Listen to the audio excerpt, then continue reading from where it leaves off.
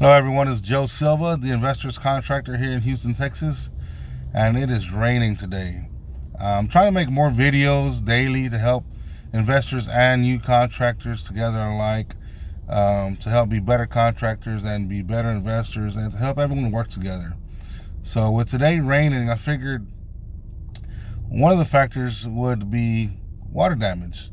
And so anytime you have water damage and you're working on a property and you're in the middle of a flip or you're in the middle of a rehab, or you just bought it and you started working on it and now you have a wet ceiling when you show up in the morning, or your floors are wet, typically it's something easy. Two of the most important things is maintenance. One would be your vent stacks. Almost all the time we go out there and the vent stacks are leaking. They have two nails that are always exposed. The top of the vent stack tucks underneath the shingles. The bottom just overlays the shingles and they put two nails on it.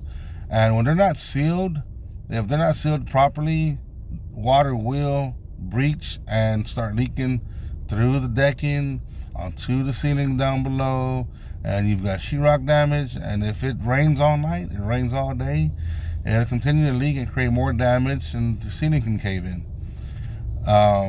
One of the best ways to resolve this is to seal it with one of the best products I like to use is called JTS1. It used to be called NP1, but now the roof supply house, they carry it.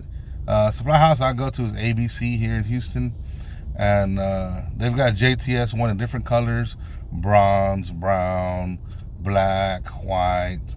They may even have clear, gray, but it's a polyurethane based sealant. It's kind of like an oil based sealant, and very similar to what they use in expansion joints on the bricks. And this stuff works really good. It's amazing. And we typically use it on all the vent stacks as well as the ridges, anywhere you have exposed nails. So the ridges and the ridge caps, and maybe some of your tenants may have put nails on the roof for Christmas lights, or even at the satellite base where the boats are going through. But this stuff works wonders. So another problem that we find is going to be water damage is when you can't find the leak, and it's usually a big leak. It'll come down the walls, or you'll see the floor, the base trim is stained, and you don't know where the water's coming in from. Well, typically the gutters are not cleaned, the downspouts are clogged up, water will fill the gutters, overflow back in underneath the flashing, underneath the shingles, behind the fascia board. You'll start seeing some areas where the fascia and the soffit is damaged.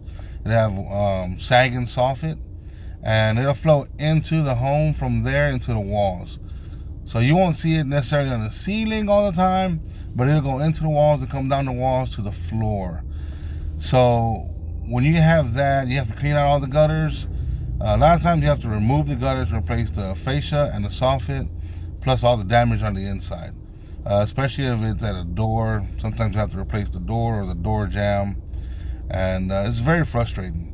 So I'll go ahead and give you guys a couple more tips because we've got a little more time. But a lot of times when you go to the back doors, it's mostly the back doors here in Houston, where the bottom of the door has rust stains or water stains or just rotted wood on the door frame.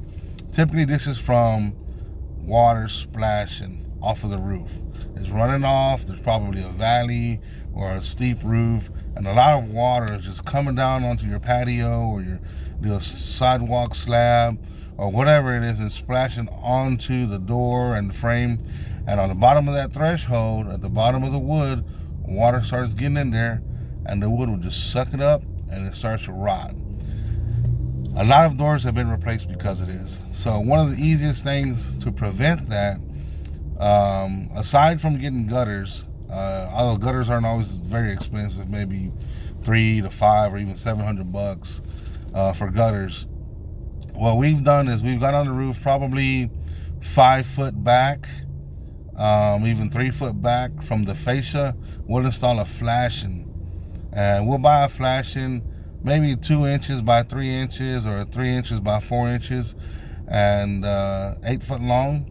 We'll tuck it underneath the shingles at a slope, or we'll cut it in the middle and divert the water to both sides of the door or to one side of the door, depending on the layout of the back of the home and where you want the water runoff to be. But you want to run the water away from the door so there's not so much water splashing at that doorway. And a lot of times that's typically saved a lot of doors, let them last a lot longer. And that's also an important factor to keep your exterior doors and trim painted and caulked so the water's not getting in. And other areas where water has penetrated would be through brick windows. If you've got brick windows and the sealant is all cracked and pulling apart on the frames, well, water gets in there. Water gets in the wood trim. When the trim is pulled apart and the caulk is all broken, water will get in there and it just creates a ton of damage.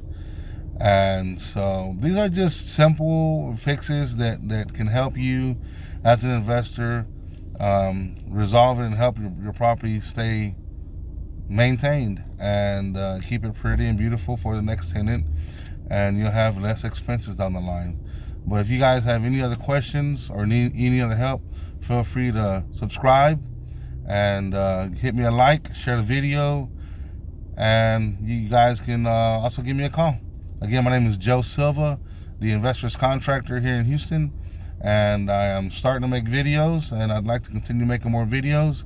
If you guys need any tips, any help, have any questions, want me to share some of my knowledge, expand on any other topics, feel free to leave a comment below, or you can call me at 713-501-6096.